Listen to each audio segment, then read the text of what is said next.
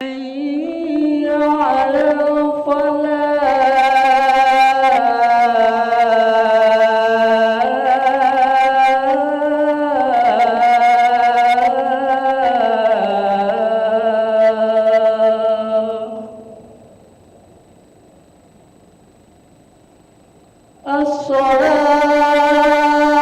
الصلاة خير من النوم.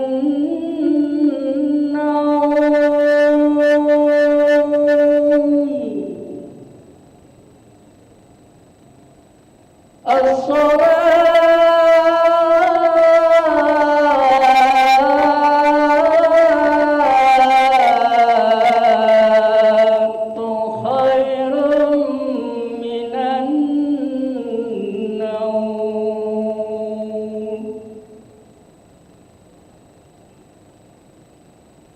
الله أكبر.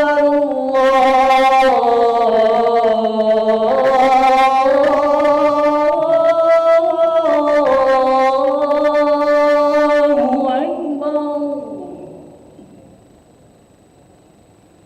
لا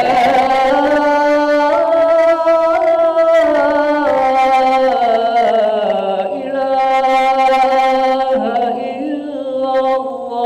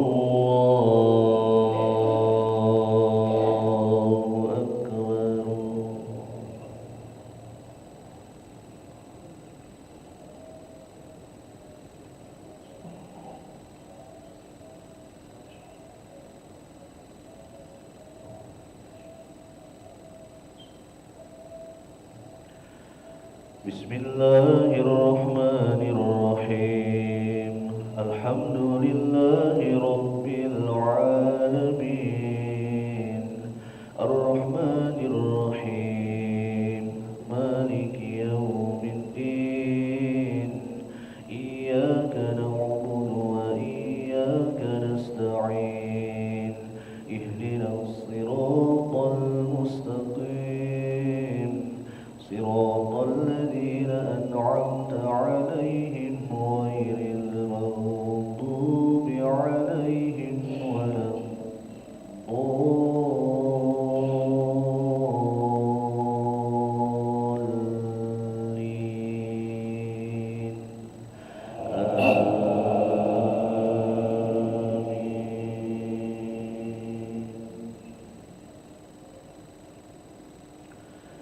إنما يريد الشيطان أن يوقع بينكم العداوة والبغضاء في الخمر والميسر ويصدكم عن ذكر الله وعن الصلاة فهل أنتم منتهون وأطيعوا الله وأطيعوا الرسول واحذروا فإن توليتم فاعلموا أنما على رسولنا البلاغ المبين ليس على الذين آمنوا وعملوا الصالحات جناح فيما طعموا إذا ما اتقوا وآمنوا وعملوا الصالحات ثم اتقوا وآمنوا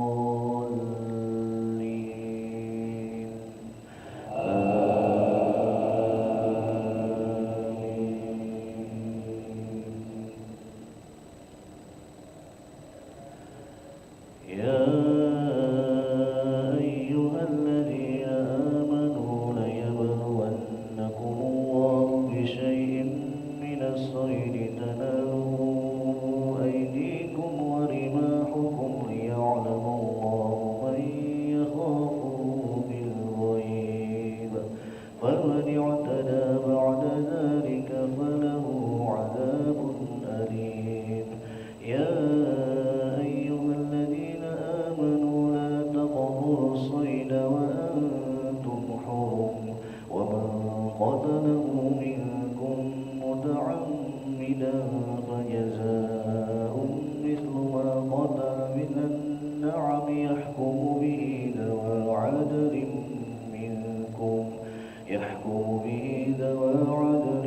منكم هديا بالغ الكعبة أو كفارة طعام مساكين أو عدل ذلك صياما ليذوق وبال أمره عفى الله عما سلف ومن عاد فينتقم الله منه والله عزيز ذو انتقام.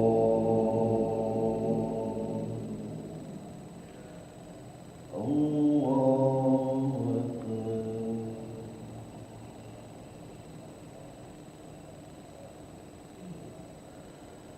سمع الله لمن حمده.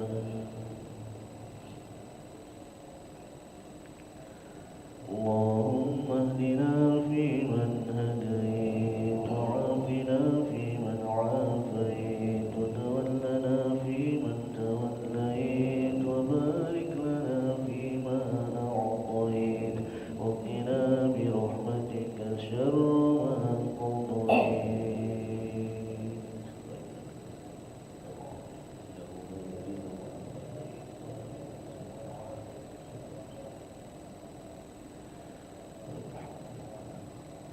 ونستغفرك ونتوب إليك وصلى الله على سيدنا محمد وعلى آله وصحبه وبارك وسلم.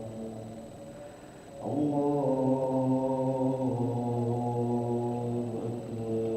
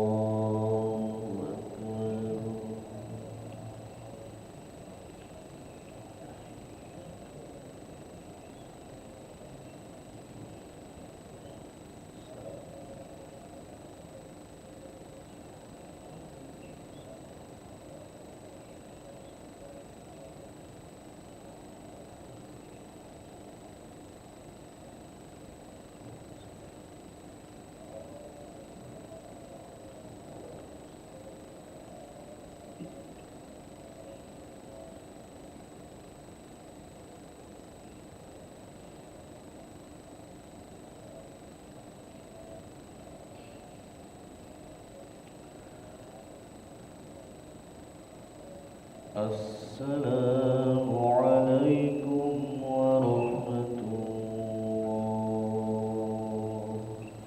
السلام عليكم ورحمة الله.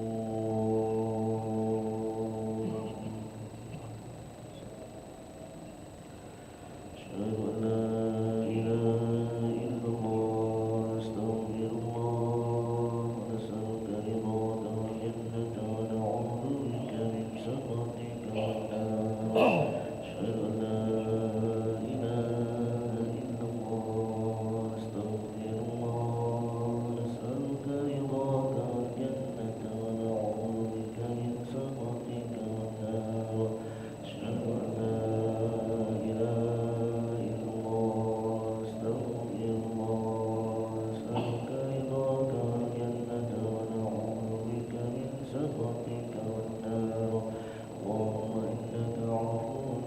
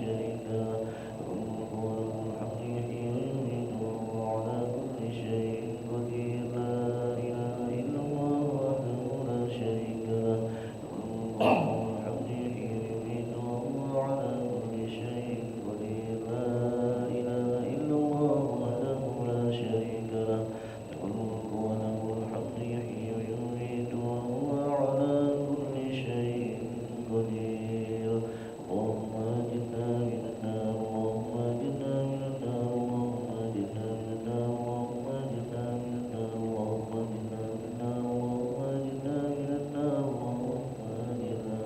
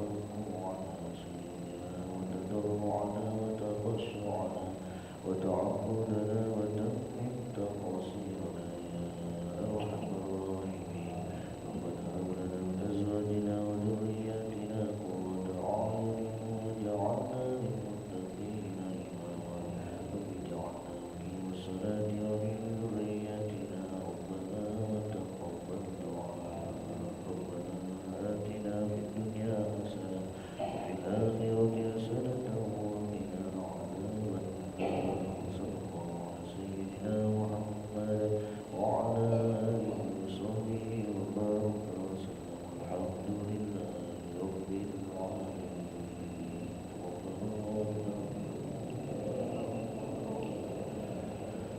وعلى محمد صلى الله عليه وسلم صلى الله على محمد صلى الله عليه وسلم وعلى محمد صلى الله عليه وسلم وعلى محمد صلى الله عليه وسلم صلى الله على محمد صلى الله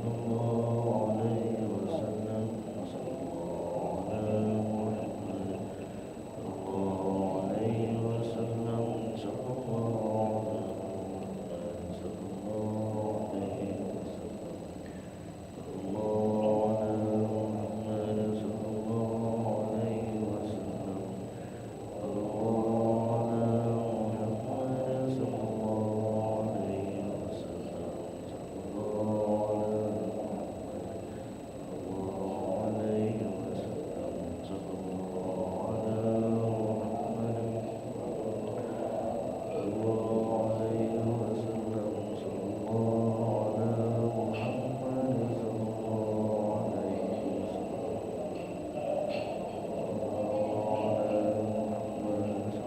الله عليه وسلم صلى الله على محمد صلى الله عليه وسلم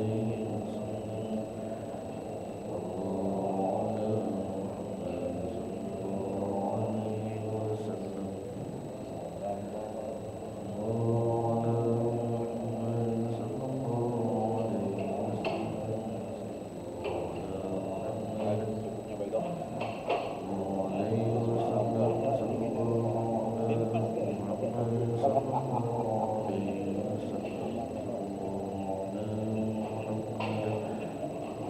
الله على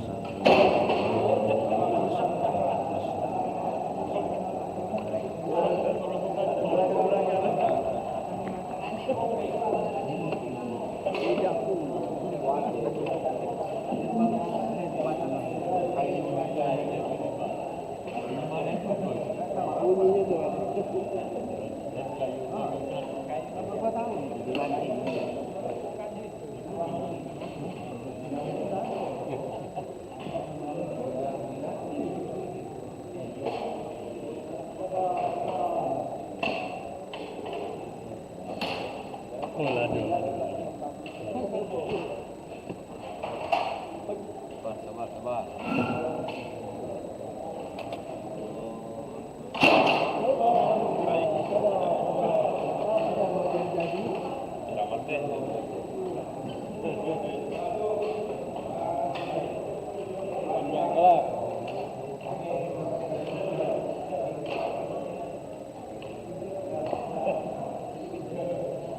على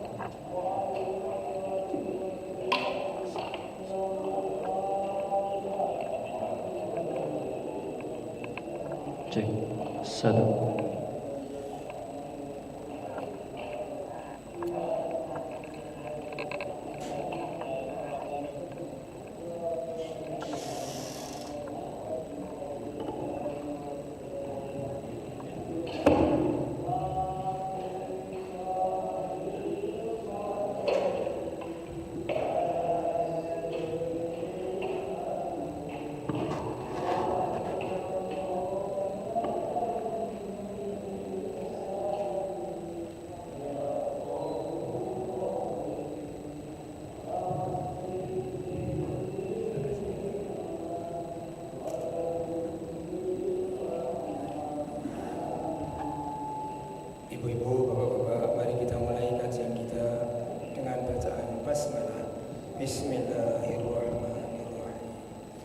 Pagi ini kita masih mengkaji surat Yasin ayat 77. Surat Yasin ayat 77.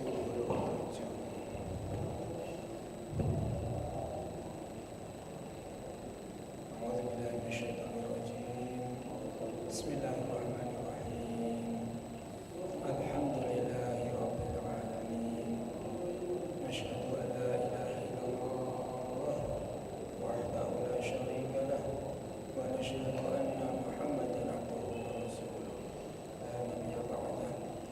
Wassalatu wassalamu ala Rasulillah Muhammad ibn Abdillah wa ala alihi wa sahbihi wa man wala amma ba'da. Ayat ke-77 ini kelanjutan dari 76.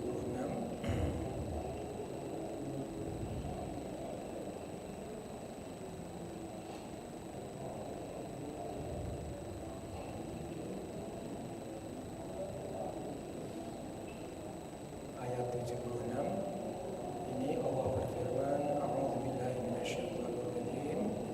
Awalam yaral insanu anna khalaqnahu min nutfatin. 76 ya. Fala yazunka qawluhum inna na'lamu ma yusirruna wa ma yu'linun. Fala, maka janganlah, yahzunka, membuat engkau bersedih wahai Rasul, qawluhum, perkataan mereka orang-orang kafir.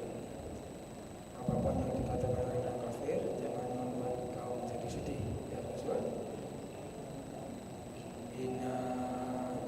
Innana, sungguh kami Allah, na'lamu, kami selalu mengetahui, segala apa saja, yusirruna, yang mereka rahasiakan, wa ma yu'linun, dan apa saja yang mereka nyatakan.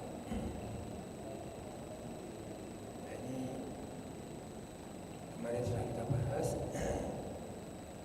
Kemudian ayat 77 ini berpindah kepada kejadian manusia.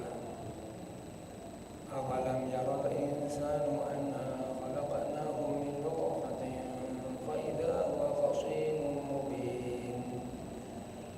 Awalam,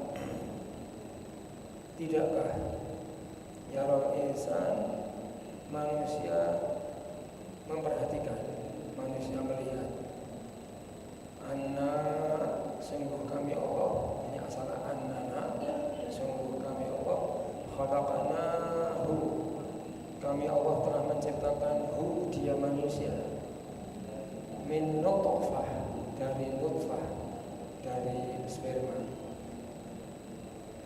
fa idza huwa khasimun mubin, maka idza, ini bisa diartikan tiba-tiba, huwa, dia manusia, khasimun mubin, menjadi musuh yang nyata. Bapak-bapak, ibu-ibu, banyak ayat-ayat Al-Quran tentang kejadian manusia, supaya manusia selalu memperhatikan bagaimana dia diciptakan. Di dalam surat Al-Insan itu Allah juga berfirman tentang kejadian manusia. Inna khalaqnal insana min nutfatin amsajin.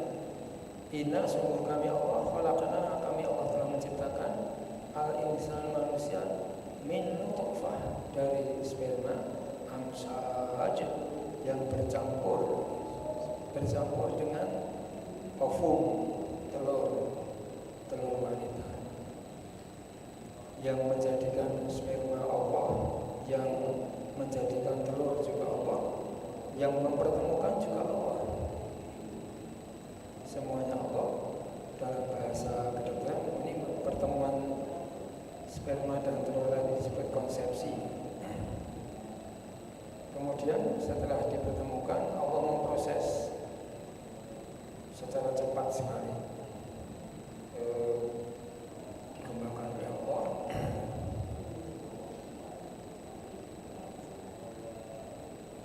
sampai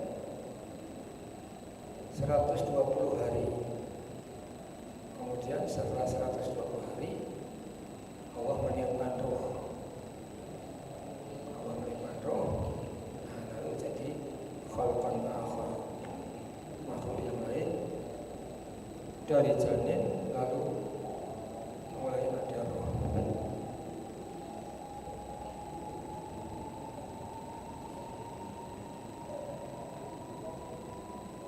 Jadi kejadian manusia ini semuanya Allah, tetapi Allah memberi peran kepada manusia.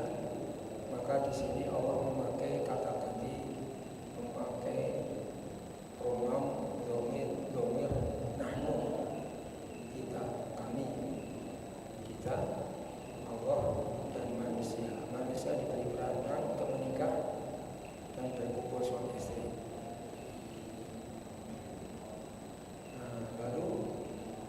Yang semuanya sudah diproses seperti itu oleh Allah. Lalu kalau manusia ini membangkang kepada Allah, maka dia menjadi musuh yang nyata, musuh Allah yang nyata, musuh Rasul yang nyata. Jadi berbagai ayat mengajak manusia untuk melihat bagaimana proses kejadian manusia. Di situ ada peran yang sangat besar dari Allah Subhanahu wa taala. Kemudian ayat 78,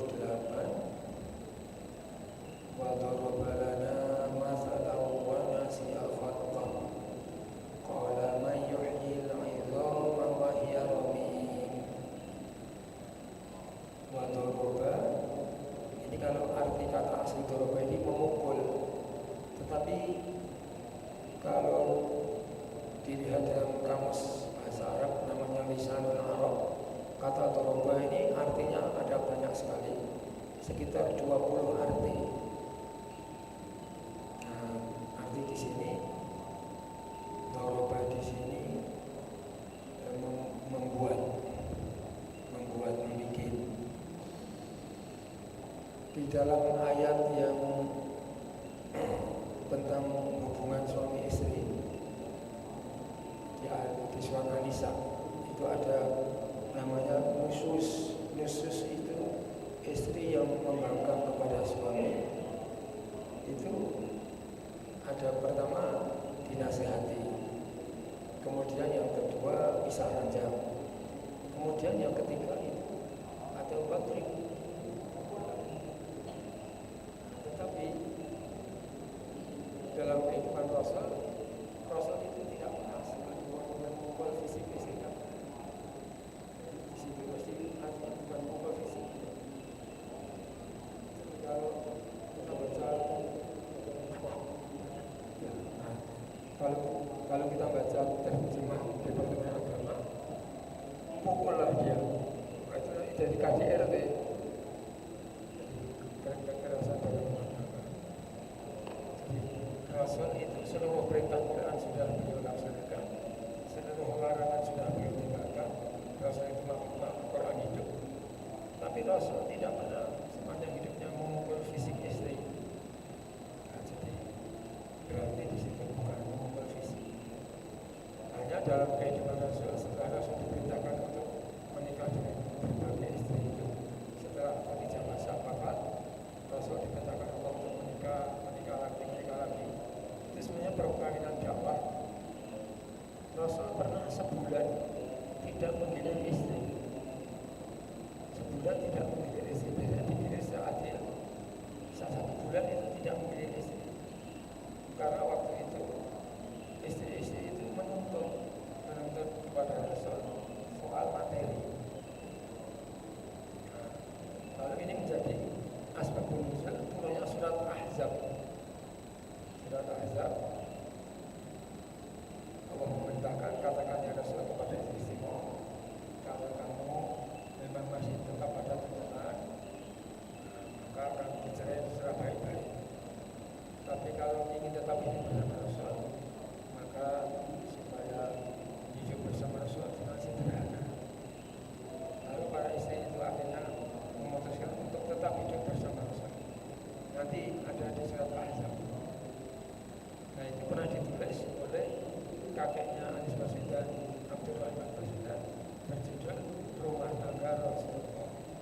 Saya pernah baca buku itu, tapi saya cari lagi belum ketemu sama sekali. Menarik sekali. Nah, kembali lagi ke sini. Nah, kata doroba ini kalau diartikan membuat, membuat. Doroba dan membuat. Siapa yang membuat? Manusia. Lana bagi kami masalah perumpamaan. Manusia dan melupakan siapa manusia, khalqah, proses kejadiannya. Ini apa ini maksudnya? Mungkin ini maksudnya manusia ini melupakan peran Allah dalam proses kejadiannya. Lalu manusia tadi berkata manusia yang melupakan dirinya tentang bagaimana proses kejadiannya, di mana peran Allah sangat besar dalam proses kejadian manusia. Lalu manusia tadi mengatakan, "May yuhyil 'idham?" Siapa yang akan menghidupkan tulang belulang yang sudah hancur di dalam tanah itu? Wa hiya ramim, dan dia tulang belulang tadi sudah hancur lebur menjadi tanah. Ini kata-kata orang kafir yang melupakan proses Allah. Apa proses kejadiannya? Peran Allah. Melupakan peran Allah. Tidak percaya bahwa Allah itu mampu mengembalikan tulang-tulang yang sudah berserakan, yang sudah jadi tanah tadi menjadi makhluk manusia kembali. Maka Allah memerintahkan menghadapi perkataan tadi, "Qul," katakanlah hai Rasul, "Yuhyi alladzi ansha'aha awwala marrah wa huwa bikulli khalqin alim." Katakan ya Rasul, yuhyiha, akan menghidupkan lagi. Ini memakai fi'il mudhari', kalau bahasa Inggris ini future tense. Nanti di kehidupan akhirat nanti Allah akan menghidupkan tulang-tulang tadi, tulang-tulang yang sudah hancur lebur jantan tadi dihidupkan oleh Allah. Allah yang alladzi, dia itu yang amsyaha, telah menciptakan manusia awwala marrah, pada kali yang pertama ketika diciptakan untuk hidup di dunia, dari nggak ada menjadi ada. Sedangkan kehidupan di akhirat itu bukan dari nggak ada, karena pernah ada di dunia itu, dihidupkan lagi. Jadi yang menciptakan yang dari nggak ada sama sekali belum bisa, apalagi menciptakan lagi dari yang pernah ada. Nah, masalah. Jadi ini dialog yang menarik sekali. Logikanya ini dibangun dengan bagus. Coba kamu pikir-pikir, Allah menciptakan dari yang nggak ada sama sekali manusia, apalagi menciptakan kembali dari yang pernah ada. Wa huwa, dan dia Allah, bikulli khalqin, terhadap segala makhluk, alim, maha mengetahui. Menarik sekali dialognya ini.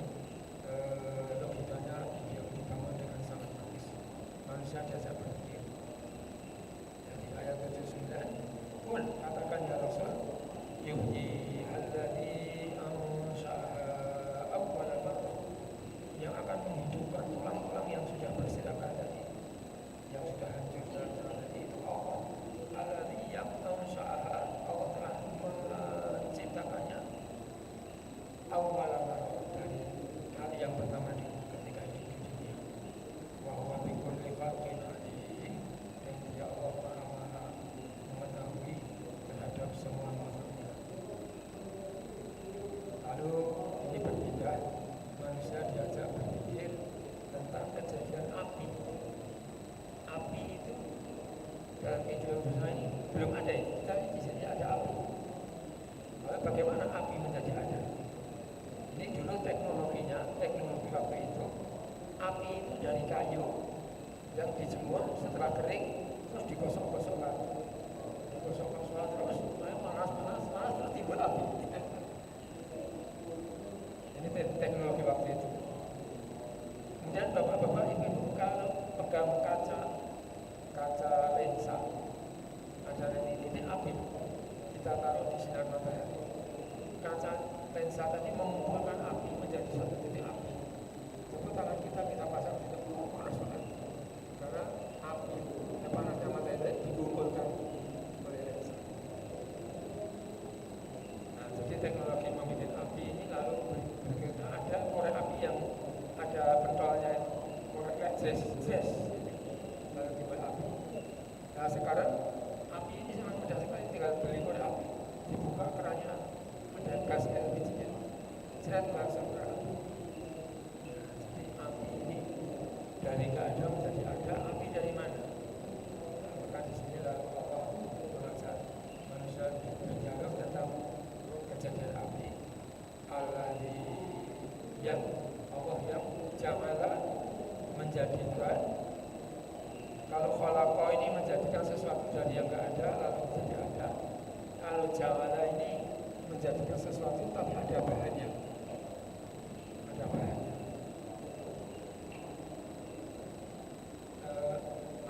Allah alladzi yang ja'ala menjadikan sapa Allah lakum untuk kamu manusia minasyajaratil akhdar, dari pohon yang hijau. Asyajarah pohon al-akhdar hijau. Naron api. Itu tadi kayu dijemur, setelah kering dikosok-kosokkan, terus panas, terus keluar api. Wa idza antum minhu tuqidun, maka seketika itu kamu menyalakan api dari kayu tadi, memunculkan api dari kayu. Nah ini kamu pun bisa mengadakan sesuatu dari yang gak ada. Di bawah Allah tadi bisa menciptakan sesuatu dari yang gak ada. Kamu manusia pun bisa menciptakan sesuatu dari yang ada, yaitu menciptakan api dari kayu. Kayu artinya pohon yang hijau dijemur, setelah kayunya kering dikosok-kosokkan, dibuat panas, lalu dibuat api. Nah, lalu di sini Allah menunjukkan keagungannya. Awalaisa alladzi khalaqas samawati wal arda biqadirin ala an yakhluqa mithlahum ala wa huwal khallaqul alim. Awalaisa alladzi khalaqas samawati wal arda, bukankah Allah yang telah menciptakan seluruh langit dan bumi itu biqadirin, mampu ala an yakhluqa mithlahum, untuk menciptakan kembali seluruh alam semesta yang seperti itu. Yang menciptakan yang serupa itu maksudnya jasad manusia yang sudah hancur tadi. Allah yang menciptakan langit, seluruh langit dan bumi, seluruh isinya, itu saja mampu menciptakannya, apalagi menciptakan kembali tulang-tulang manusia yang sudah hancur tadi. Sangat mampu.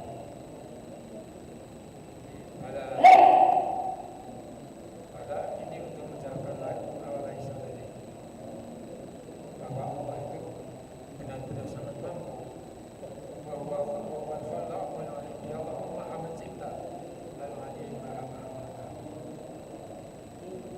Jadi ini keagungan Allah, dan Yasin ini ditutup dengan dua ayat yang luar biasa sekali. Innama amruhu idza arada syai'an ayyaqula lahu kun fayakun. Jadi innama ini tidak lain kecuali hanyalah yang membatasi. Amruhu, urusan Allah itu, idza apabila arada berkehendak sapa Allah syai'an akan sesuatu, tidak lain kecuali hanyalah Allah mengatakan ayyaqula lahu terhadap sesuatu yang dikehendaki Allah tadi, fayakun, jadilah. Maka dengan kekuasaan Allah lalu jadi. Subhanalladzi biyadihi malakutu kulli syai'in wa ilaihi turja'un. Kalau ada subhanallah, ini sesuatu yang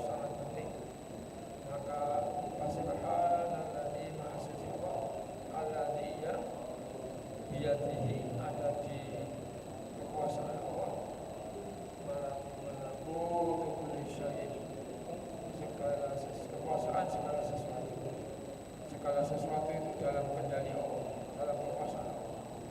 Wa ilaihi turja'un, dan kepada Allah lah semuanya kamu dikembalikan.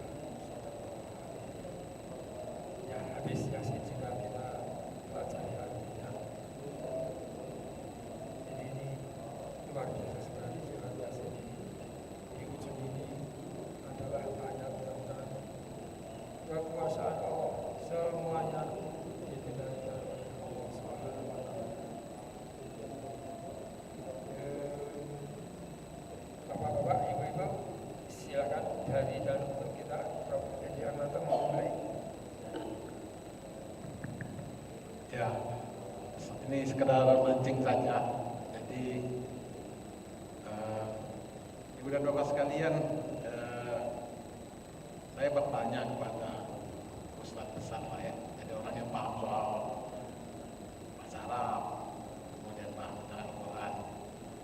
Bertanya kepada mereka itu, gimana caranya? Saya ini tidak ngerti bahasa Arab.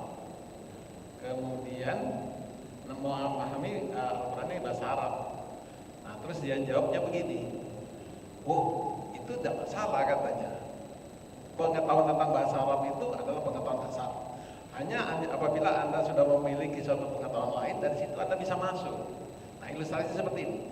Jadi kalau peta ya, ada peta. Jadi dalam ilmu pemetaan, ilmu mapping itu, kita lihat peta itu tidak perlu kita harus punya ilmu peta, tidak perlu. Tidak perlu kita. Yang penting itu adalah kita harus tahu apa yang mau kita cari pada peta itu. Apa yang mau kita cari pada peta itu. Jadi kalau seandainya bapak sekalian mencari, saya akan mencari kota Lubuk-Linggau di peta ini. Saya dari Palembang. Nah, di situ peta mengasih tahu kota Lubuk-Linggau itu 400 km dari sini, ada 300, perjalanannya begini, ini begini, ini begini. Peta itu menginformasikan. Jadi tidak perlu punya peta. Cukup apa yang kita inginkan terhadap peta itu. Nah, demikian juga ilustrasi itu saya coba kaitkan dengan Al-Quran ini. Nah, sekarang kan saya tidak punya ini, saya bukan dari madrasah, saya tidak paham soal bahasa Arab, pengetahuan saya terbatas, tapi saya punya ilmu, ialah ilmu tanah. Nah, di dalam ilmu tanah itu saya kaitkan dengan Yasin 77 dengan 78. Dalam ilmu tanah itu ada istilahnya konsep dasar. Nah, konsep dasar, grand theory lah, grand theory, teori mendasar sekali. Teori mendasar sekali dalam ilmu tanah itu adalah dari mana mau kemana. Nah itu, dari mana itu sangat relevan dengan Yasin 77 ini, sangat relevan ya. Dari mana mau kemana. Nah, mau kemana itu sangat relevan dengan Yasin 78 ini. Jadi saya tarik dari mempelajari tanah ini, mempelajari Quran ini dari ilmu tanah ya. Nah, jadi ayat 77 dengan 78 ini sangat relevan dengan dari mana mau kemana. Nah, dengan konsep ilmu tanah dari mana mau kemana itu bisa menjawab. Laboratorium kami sudah bisa menjawab, tapi bukan di sini, tentang sekolah dulu ya. Bisa menjawab bahwasanya manusia itu terbukti dari tanah. Terbukti, ya. Pembuktiannya bagaimana? Sudah pernah saya ceritakan di sini adalah ya manusia itu yang mati itu diulek-ulek, jadi ketepung, dijadikan apa? Kemudian ambil tanah yang asli diulek-ulek, nanti jumlah unsur ya yang ada pada tanah dengan pada tubuh manusia yang sudah diulek-ulek, dihancur-hancurin itu sama. Nah, di dalam teori rekonstruksi, apabila suatu bahan sama dengan bahan yang lain, ya, stoikometri namanya, ilmu itu adalah itu bisa dikatakan yang satu berasal dari yang lain, atau yang lain berasal dari yang satu ini. Jadi teori rekonstruksi namanya ya. Nah, jadi itu terbukti. Cuman masalahnya adalah masalah roh. Nah, ini tidak dipahami atau dipahami hanya sedikit. Bukti sekarang ada robot, ya, bisa dibuat itu ya. Nah, itu saja yang saya tambahkan. Nah, kemudian kalau yang dikaitkan dengan manusia ini, yang dari mana ya, kejadian manusia itu sudah sangat jelas sekali. Saya sudah cari melalui mesin ini mana sih teori untuk kejadian manusia itu dia jelaskan di Al-Mu'minun 12 sampai 16. Nah, itu yang menyebabkan orang menyebabkan hadiah Nobel itu entah tahun berapa itu ya. Al-Mu'minun itu, Al-Mu'minun 12 sampai 16 itu sangat rinci kejadian manusia. Kalau mu'minun 12 sampai 16 itu sangat rinci itu. Ya, itu saja. Jadi kembali saya katakan ya, jangan ragu kita ya, jangan ragu kita memahami soal Al-Qur'ani. Yang penting itu kita punya tujuan. Yang penting itu kita punya niat. Selama kita punya tujuan, selama kita punya niat yang baik, insya Allah Allah akan menuntun kita untuk mencari kebenaran tentang Al-Quran ini. Tapi kalau niatnya jelek, nah mungkin juga dapat tujuan akhirnya jadi jelek. Jadi lama-lama saya memahami suatu ilmu lain termasuk ke sini, asal tujuannya baik, insya Allah ketemu jalannya itu.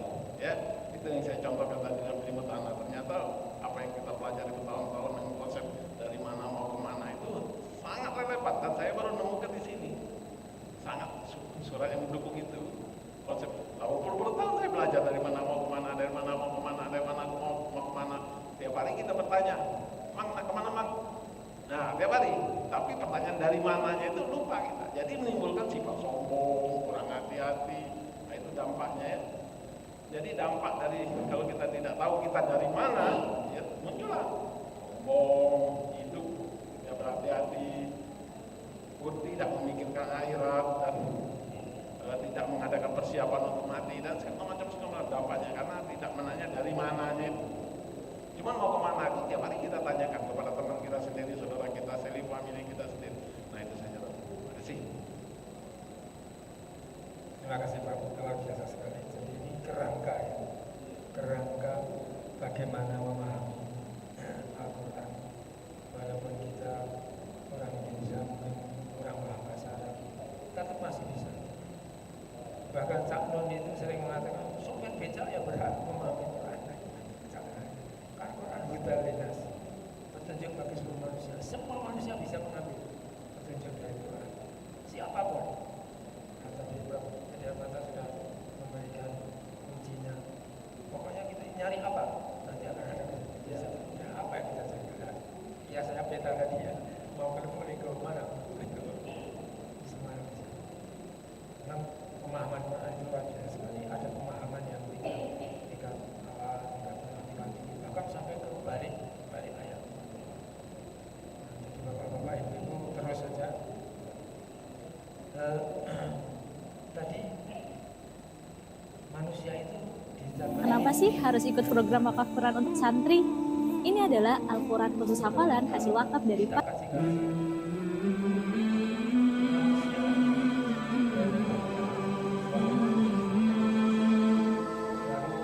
Suami makan sperma. Sperma itu didapat dari mana? Dari makanan. Makanan kita dari mana? Dari tanah. Saripati tanah. Telur ibu sama dari makanan. Siapa yang membuat tanah?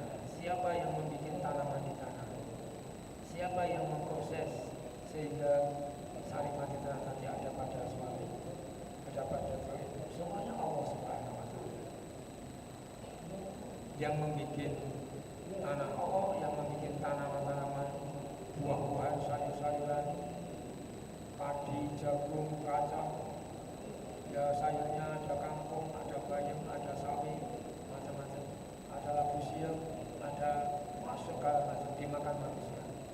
Lalu dari situ lalu ada sperma. Yang mempertemukan juga Allah, yang memproses juga Allah. Diproses dijelaskan 40 hari. Terus ditiupkan roh. Itulah yang diterangkan oleh surat As-Sajdah. Manusia diciptakan dalam proses yang diproses Allah 40 hari ditiupkan roh. Min ruhi, ditiupkan roh. Lalu menjadi khalqan akhar. Diterangkan di surat Al-Mu'minun ayat 12 sampai 18 ayat. Al-Mu'minun. Ya.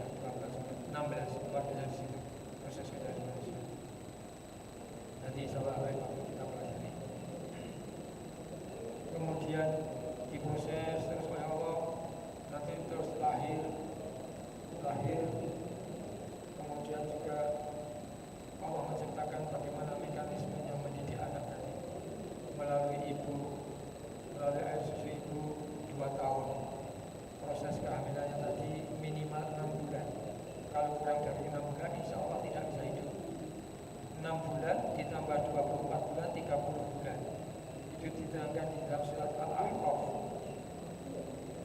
Proses kejadian manusia sekurang-kurangnya 6 bulan, kemudian setelah lahir disusui sempurna 2 tahun, 24 bulan tambah 6 bulan 30 bulan, lalu dididik, lalu berproses terus. Nah, lalu 0 sampai 5 tahun ini masa-masa good age, masa-masa keemasan. Di sini secara fisik juga penting sekali. Bagaimana otak, kecerdasan otak itu dibangun sejak dalam kandungan sampai 25 tahun. Kemudian nilai-nilai mana yang boleh, mana yang tidak. Anak-anak itu perlu dilatih itu 0 sampai 5 tahun. Ini diterangkan oleh Pak Anies Baswedan juga ada dari sama Pak Anies Baswedan. Kalau sudah terlanjur jadi mahasiswa ya bisa, tapi tidak sebagus kalau 0 sampai 5 tahun. Jadi ibu-ibu ini betul-betul luar biasa sekali. Berbahagialah orang-orang yang punya ibu yang pandai mendidik 0 sampai 5 tahun. Ya bapaknya membantu saja. Makanya ketika orang bertanya kepada Rasul, ya Rasul, siapakah orang yang aku harus berbakti? Ibumu. Siapa lagi? Ibumu. Siapa lagi? Ibumu lagi. Masya Allah. Sampai 3 kali. Baru siapa lagi? Bapak yang keempat. Jadi kita ini keempat. Karena kunci keberhasilan itu pada ibu. Mungkin ibu-ibu ada yang ingin menyampaikan sesuatu. Silakan. Kalau enggak bapak lagi. Halo Prof. Jadi ya silakan. Assalamualaikum warahmatullahi wabarakatuh. Di ayat 77 ini bercerita tentang sperma dan dikaitkan dengan musuh yang nyata. Ini jadi pemikiran bagi saya, kenapa kok sperma dihubungkan dengan musuh yang nyata? Salah satunya itu dari asbabun nuzulnya itu ada yang menghadap Rasulullah menanyakan tentang tulang belulang seperti pada ayat 28. Tapi dari segi kedokteran, sebenarnya tadi juga Prof. Diamanto mengatakan beliau melihat dari segi tanah, ilmu tanah. Jadi memang ayat Al-Quran ini hebatnya itu dari seluruh disiplin kita bisa tadabbur. Ya. Jadi sekarang ini saya mengajar S2 kedokteran, SP2 bukan S2. SP2 itu tingkatan S3 Profedi. Di spesialis 2, jadi mereka sudah dokter spesialis kandungan SPOK. Kemudian belajar lagi mengambil SP2 tentang pembuahan, fertilisasi. Mengkhususkan tentang pembuahan. Jadi sebagaimana diketahui bahwa dengan adanya sperma, kemudian adanya ovo dari pihak perempuan, itu dipertemukan. Kalau Allah berkehendak pun jadi. Tapi kalau Allah tidak berkehendak, tidak jadi. Jadi beberapa kejadian itu diperiksa oleh dokter pasangan suami istri, bagus, baik segi anatomi normal, dari segi hormonnya normal, dari segi berhubungan suami istrinya rutin, tapi kok tidak jadi-jadi? Kok tidak jadi-jadi? Ada juga di antara mereka itu kalau dulu sudah tidak cocok, bisa siang si istri kawin sama laki-laki lain, punya anak. Yang si suami tadi kawin lagi sama perempuan lain, punya anak belum. Ngaku sama yang istri yang pertama ini tidak punya anak. Masya Allah.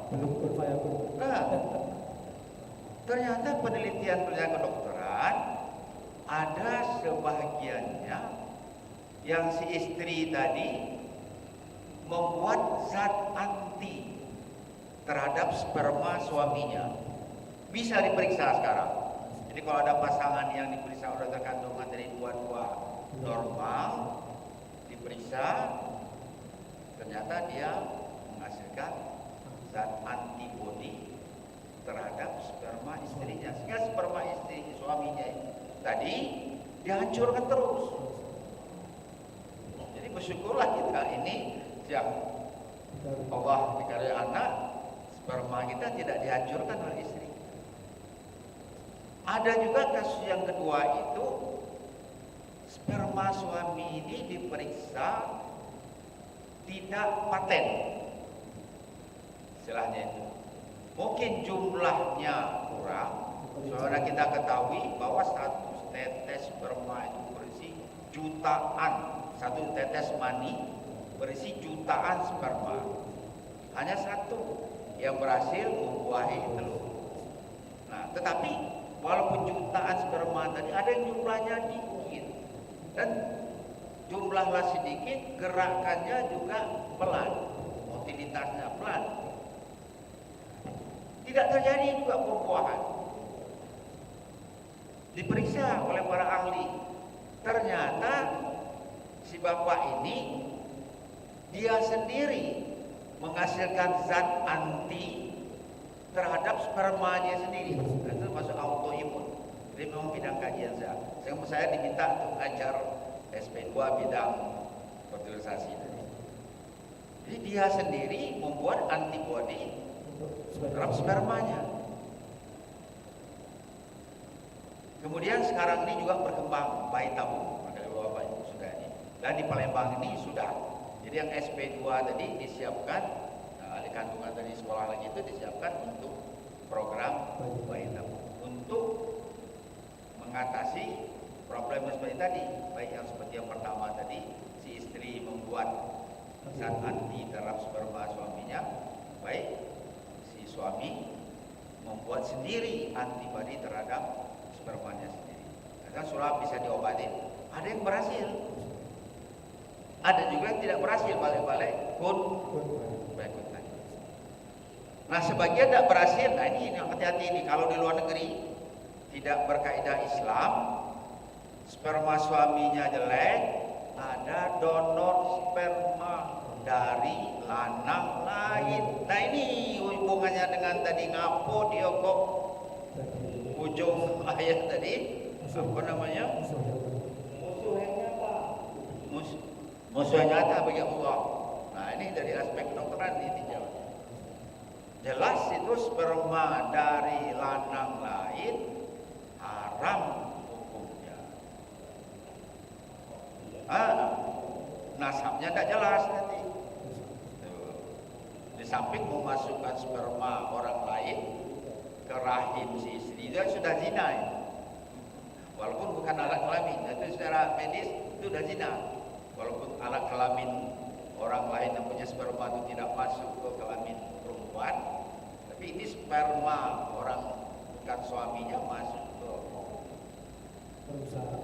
kelamin si istri, itu zina.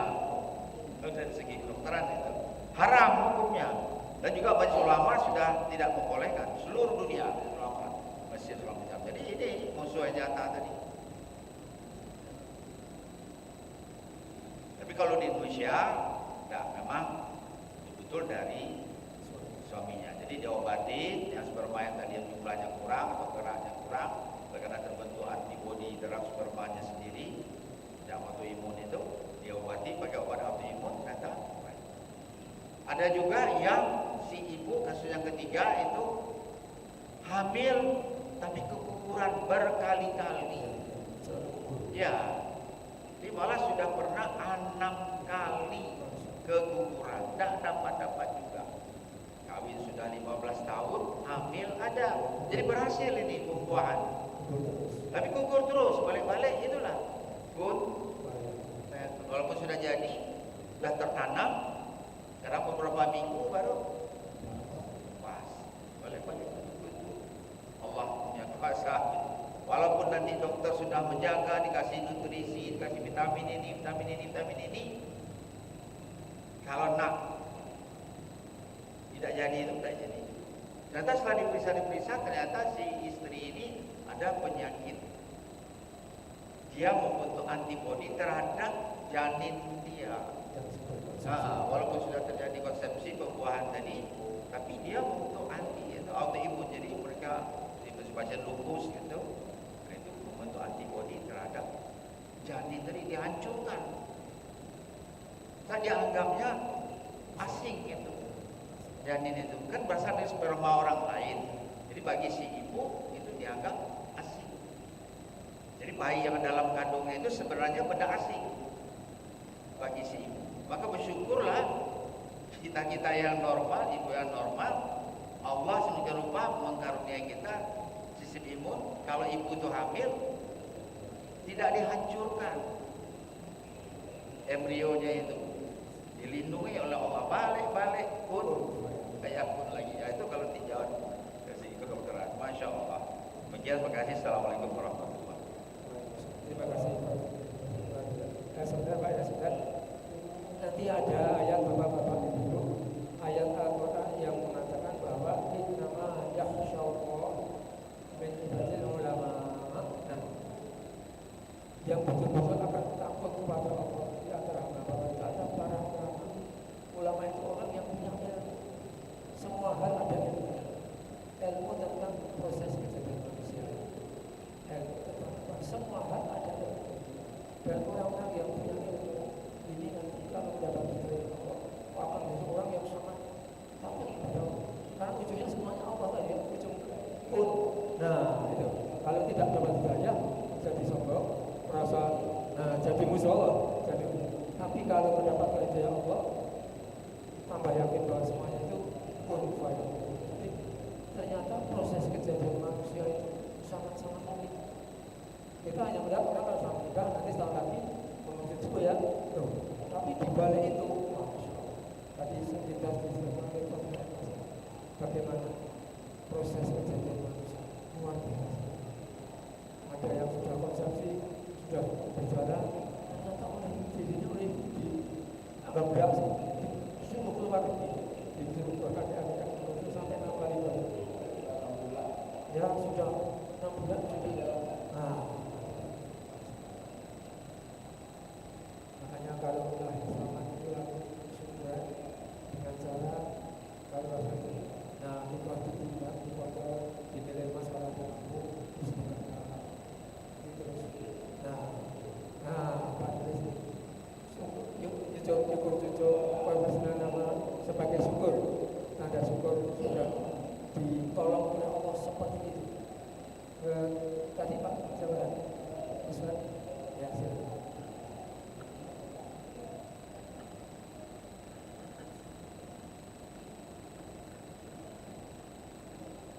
Bismillahirrahmanirrahim. Assalamualaikum warahmatullahi wabarakatuh. Jadi ya saya belum tahu saya kurang kalimat. Jadi diciptakan oleh laki-laki, diciptakan oleh laki-laki supaya tidak jadi. Jadi, nah kemudian diciptakan oleh perempuan saya tidak jadi. Ini yang diciptakan oleh manusia kalau itu dokter. Jadi kalau itu diciptakan oleh manusia bukan kehendak Tuhan kalau gitu. Nah, cuma contoh lagi Pak. Seandainya bayi tabung itu kan kalau di Islam kan diharamkan itu memakai sperma orang lain. Nah, itu barangkali ya itu sudah kejadiannya begitu Pak. Nah, mohon Pak ini penjelasan Pak. Pertanyaan saya ini ya, kan proses kejadian manusia. Siapa yang menciptakan manusia? Ya. Jadi semuanya itu kehendak Allah Pak. Terus Pak. Ya. Jadi kasus yang pertama saya bilang tadi, si suami normal, si istri normal, tapi tidak jadi-jadi Pak. Ya. Kehendak Allah. Tapi manusia sekarang dokter ahli dikasih ilmu oleh Allah untuk bagaimana mencari solusi untuk pasangan ini. Dikasih obat untuk menekan respon imun tadi. Jadi ini. Jadi semuanya itu balik Allah. Bukan yang si dokter yang Menciptakan manusia. yang berkuasa wanita. Termasuk juga bayi tabung. Walaupun sudah diproses, sudah di sperma tadi dimasuk di tabung, telurnya masuk di tabung, lah jadi itu ada kalanya gugur. Di antara 1000 kadang Cuma satu atau dua yang berhasil. Semua balik-balik Allah. Dan juga memang kalau bayi tabung majelis ulama, kalau memang spermanya berasal dari suaminya itu halal. Tapi kalau berasal dari orang lain haram. Terima kasih Pak Hussein.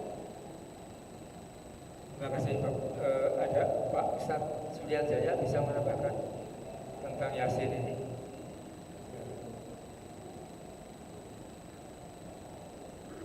Insyaallah.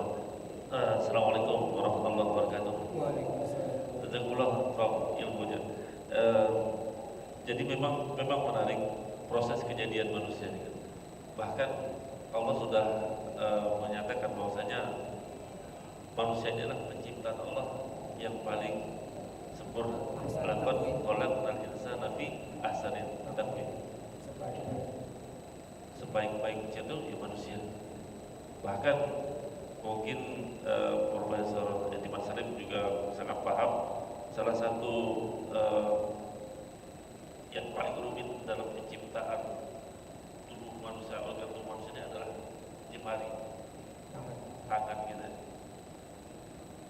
Itu luar biasa. Saya pernah membaca itu sampai istilahnya tidak sadar meneteskan air mata. Kasih sayang Allah itu luar biasa sekali.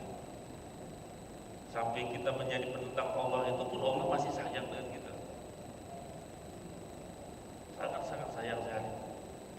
Saya ingat Profesor ini yang masalah tanah tadi. Pesan dari tetua-tetua dulu kan ngomong seperti ini, jangan sampai bau tanah masih tidak sadar-sadar. Karena walaupun belum diulang-ulang, sebenarnya kalau dicium usia sudah lebih dari 40 tahun itu tangan kita ini sudah bau tanah, sudah masam. Bukan bau balsam, tanah. Memang sudah unsur tanah itu sudah ada.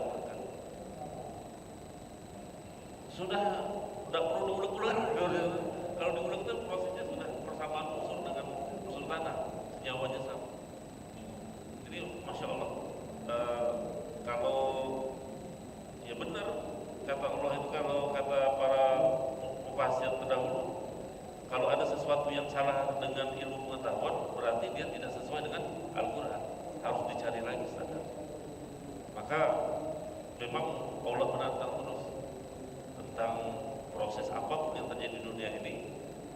Kata Allah, silakan bisa kalian tembus, bisa kalian cari satu kekuatan apa sultan yang pengetahuan. Masya Allah. Jazakumullah Profesor. Jadi kebetulan kalau masalah kejadian manusia ini di surah Al-Mu'minun 12 sampai 16, terus di surah Hajj, pertanyaan-pertanyaan di Al-Quran tentang bagaimana kata orang-orang kafir kalau umpama kita ini sudah dijadikan tulang belulang, inna laki khalqin jadid, itu kan apakah kami ini akan kembali diperbaharui? Qalu aiza dhalalna fil ard inna laki khalqin jadid. Itu Pak. Balhum miliko irobin kafirun, atau langsung dikunci Allah. Kalau kalian nggak percaya, berarti nanti saat kalian berjumpa dengan dalam kondisi kafir. Balhum miliko irobin kafir. Insyaallah sampai ayat-ayat yang lain. Jazakumullah khair. Assalamualaikum warahmatullahi wabarakatuh. Terima kasih Pak. Bapak-bapak, ibu-ibu, kalau kita mengantar jenazah di kuburan, itu ada sunnahnya sebetulnya. Sunnahnya itu kita ikut mengambil tanah 3 kali melempar ke lubang kubur itu. Jadi kalau kita mengantar jenazah di kuburan, ada sunnah Rasul. Itu kita ikut mengambil tanah dan ikut melemparkan 3 kali. 3 kali yang kuburan 3 kali. Dari tanah kembali ke tanah, dan kita melihat betul-betul nanti saatnya aku juga seperti ini. Jadi mengantar ke kubur itu luar biasa sekali. Ini termasuk pengurus makam. Ada satu perumahan di sini, kalau ada sebenarnya kadang-kadang di masjid saja. Nanti ke kuburan sedikit. Ya, dan mungkin masing-masing yang tersampai kesibukannya. Kalau masih sempat disempatkan ke kubur itu dapat 2 kilo Pak ya. 2 kilo pahala. Dan di kubur itu tadi mengambil tanah di kubur kali. Ikut menyebar masjid.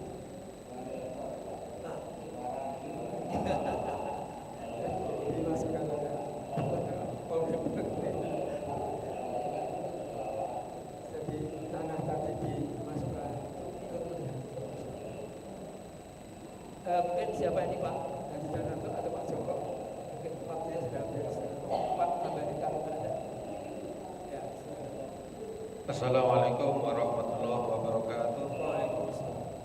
Alhamdulillah kita bisa sampai kepada akhir surat Yasin. Mudah-mudahan semakin lebih memahaminya dengan tadabbur ini.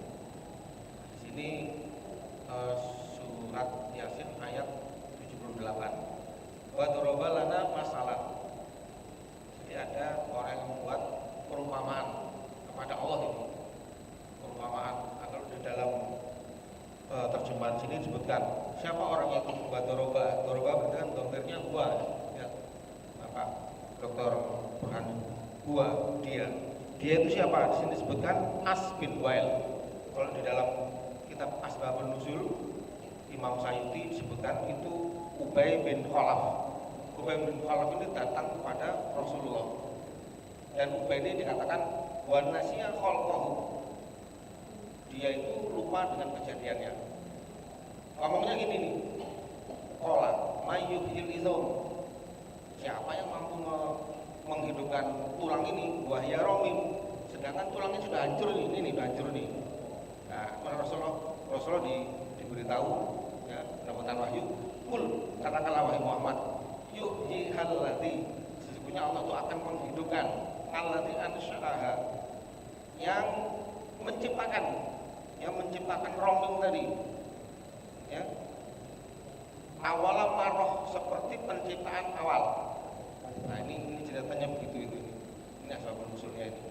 Nah ini saya cuma hanya menambahkan bahwa Allah itu menjadikan itu di dalam kitab ilmu tauhid ya, dalam ilmu tauhid diantaranya itu seperti kitab Tijan Daruri, tulisan dari Imam Nawawi Al-Bantani, itu ada penjelasannya bahwa Allah itu menjadikan makhluk itu ada dua bentuk. Satu ada awalnya dan ada akhir, seperti manusia, hewan, tumbuh-tumbuhan itu ada awal, ada akhir. Tapi perlu dicatat di situ ada yang kedua. Ada makhluk Allah yang awalnya ada tetapi akhirnya tidak ada. Artinya dia itu kekal. Hanya sebutannya dia itu makhluk yang kekal arodi, kekal yang dikekalkan oleh Allah Subhanahu wa taala. Nah, di dalam kitab itu dijelaskan ada sekitar 10 makhluk Allah yang awalnya ada tetapi tidak akhir. Di antaranya yaitu surga. Ya, dikatakan khalidina fiha abada. Di dalamnya itu akan kekal. Tetapi ingat, kekalnya ini kekal yang arodi, kekal yang dikekalkan oleh Allah Subhanahu wa taala. Kemudian neraka, kemudian lauhil mahfuz, kemudian arasy, kemudian kolam penanya itu, kemudian kursi ya, kursi Allah Subhanahu wa taala, kemudian ruh. Nah, ruh itu termasuk makhluk Allah yang ada awal tetapi tiada akhir. Ya, roh kita ini, roh manusia, mulai dari zaman Adam, zaman Nabi Adam sampai dengan nanti manusia paling akhir, rohnya itu tidak mati. Yang dikatakan mati itu hanya perpisahan antara roh dengan jasad. Kalau saya contohkan ini HP ini mati. Tapi kalau saya tempeli roh yang ada di dalam diri saya, ini akan bergerak ini. Pisau juga begitu, pisau ini mati ini. Tetapi kalau kita pegang, dia akan bergerak menjadi hidup. Tapi kalau kita lepas, pisau itu menjadi mati. Nah, jadi roh ini ketika kita mati, manusia itu mati, roh itu berada di alam barzah yang kita tidak tahu di mana itu tempatnya. Tapi kita disunahkan kalau kita melewati kuburan itu disunahkan mengucapkan salam. Pertanyaannya, apakah roh itu ada di dalam kuburan itu? Jawabnya tidak. Berada di mana? Wallahu alam. Ya. Sebutannya hanya alam barzah, alam yang belum akhirat. Alam barzah itu alam yang belum akhirat. Kemudian ada lagi satu lagi makhluk Allah yang tidak hancur, tidak rusak. Nah, ini mungkin dokter nih, Profesor Edi ekor, tulang ekor yang paling ujung, yang namanya kalau di dalam hadis disebutkan asbul sanab. Asbul sanab itu dia kekal. Nah ini kata orang-orang yang menggali kubur, kalau memindahkan kuburan itu di samping tulang, ada tengkorak, ada tangka, ada tulang-tulang kaki, tangan, itu dipindahkan. Tetapi ada satu yang harus dipindahkan, yaitu asbul zanab. Nah, menurut penjelasannya itu asbul zanab itu terbuat dari fosfor. Fosfor itu kalau malam menyala. Dia kalau memindahkan itu harus malam hari. Wah ini memindahkan kuburan itu malam hari untuk mengambil asbul zanab itu dipindah. Nah, ini karena saya belum pernah menjadi ikut di dalam memindahkan itu hanya dengar ceritanya saja. Jadi pada waktu malam hari ketika dia digali bersinar, dia keluar sinarnya diambil kemudian dipindahkan. Nah asbul zanab ini kalau menurut di dalam penjelasan ulama-ulama itu manusia yang mati nanti di hari kiamat itu dibangkitkan dari asbul zanab itu, ya dari tulang ekor terus tumbuh akhirnya tengkorak terus tumbuh yang namanya tubuh ini. Nah, jadi ruh itu, ya ruh manusia ini kita ini kekal. Jadi kalau kita ini memberi salam kepada orang-orang soleh ya seperti Rasulullah, kita memberi salam, Allahumma sholli ala sayyidina Muhammad wa ala sayyidina Muhammad, dia itu jawab dia. Nah, rohnya orang-orang soleh pun menjawab, cuman kita tidak mendengar. Ya. Buktinya pada saat perang Badar itu Abu Lahab mati, Abu Jahal mati, kemudian Walid bin Mughirah juga mati, banyak orang-orang yang mati, orang-orang kafir Quraisy mati. Ketika mati Rasulullah itu ngomong itu, baik, kamu sudah ketemu nggak sama janjinya Allah bahwa neraka itu pasti? Umar bin Khattab bertanya, ya Rasulullah, itu kan sudah mati itu, kok diajak ngomong? Katanya orang yang mati ini lebih mendengar daripada kamu, karena rohnya itu tidak mati. Nah, jadi kalau di dalam kitab itu disebutkan Allah menjadikan makhluk ada awal dan ada akhir, tetapi jangan dilupakan ada yang ada awal tetapi tiada akhir. Nah, kalau menurut informasi ketika kuburan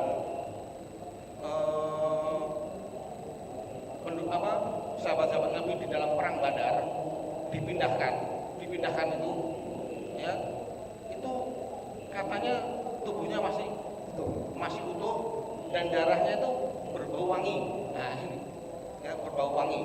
Jadi jasadnya ada juga jasad yang kekal, yaitu jasadnya para nabi dan jasadnya orang-orang yang mati syahid, itu disebutkan juga begitu. Nah jadi jangan lupa bahwa roh itu hidup, ya. Nah, karena kita nggak tahu alamnya seperti apa. Kalau seandainya kita mendoakan orang tua itu senang dan dia mendengar, cuman kita nggak tahu cara mendengarnya seperti apa. Ya mungkin itu aja tambahannya. Wallahu a'lam. Terima kasih Pak mungkin Pak Amri sebagai penutup. Assalamualaikum warahmatullahi wabarakatuh. Pesan global dari Allah itu ada dua. Pertama di alam roh. Waktu Allah menjadikan seluruh roh lalu bertanya, alastu bi rabbikum? Adakah aku Tuhanmu? Roh itu menjawab, qalu bala syahidna. Sedangkan roh itu terdiri dari tiga, calon Majusi, calon Nasrani, dan Islam. Kemudian di ayat 33 surat Al-Luqman yang sering saya sampaikan, pesan global juga, ya ayyuhan nasu taqu. Wahai seluruh manusia, bertakwalah kamu, takutlah kamu pada satu hari. Bapak, anak, istri tidak saling bisa membantu. Nah, itu sudah peringatan Allah, pesan global yang perlu kita sadari. Kemudian di surat 7778, mereka itu setelah Allah jadikan dari sperma yang hina, mereka malah ingkar malah kufur. Kata Allah, aku yang menjadikan dari sperma, kemudian dia menjadi ingkar. Kemudian dia membuat perumpamaan. Mano cara kamu nak jadikan tulang belulang itu akan hidup kembali di hari kiamat. Itu kan pertanyaan ejekan juga kepada Allah. Nah, sedangkan Allah itu menciptakan lagi bisa, apalagi menghancurkan, menghidupkan lagi menjadi utuh. Cerita pada Nabi Ibrahim, dialog Allah, Nabi Ibrahim kepada Allah, ya Allah, aku dulu nanyingok cara kamu menghidupkan yang mati. Kata Allah, kenapa kau tidak percaya Ibrahim? Percaya, sebenarnya aku tu nak mantapkan hati aku. Mbak burung 5 ekor, kau sembelih, kau cincang-cincang, kau taruhkan di gunung-gunung, 5 ekor gunung taruh. Sebarkan. Nanti akan kau lihat burung itu akan hidup kembali. Kun fayakun. Apalah susahnya Allah. Allah itu kejamnya pada saat utusan Nabi Muhammad kepada orang kafir yang mengatakan jauh orang kafir, Tuhan yang kamu bisa untuk minta disembah kepada kami itu Tuhan itu terdiri dari emas, perak, atau intan. Itu kan ejekan. Kembali lagi kepada Rasul, utusan tadi bolak-balik 3 kali. Akhirnya ketiga kali tetap jawabannya itu. Kejam Allah, disambar halilintar itu. Langsung mati. Nah, tetapi Allah tidak menjadikan itu selalu. Jarang-jarang terjadi. Kemudian yang cerita di kampung orang kafir itu. Ya, sudah dijadikan Allah, dihancurkan seluruh umat yang ada di situ oleh Allah Subhanahu wa taala. Rahmat Allah itu sangat luas. Pengampunan Allah itu lebih luas daripada dosa yang kita lakukan. Jadi kita harus sadar nian, tidak baca ngelak. Kalau kafir dapat siksa, kalau mukmin masuk surga. Terima kasih. Assalamualaikum warahmatullahi wabarakatuh. Terima kasih Pak Jalali. Mari kita tutup kajian kita dengan doa kita. Allahumma arhamna bil Qur'an waj'alhu lana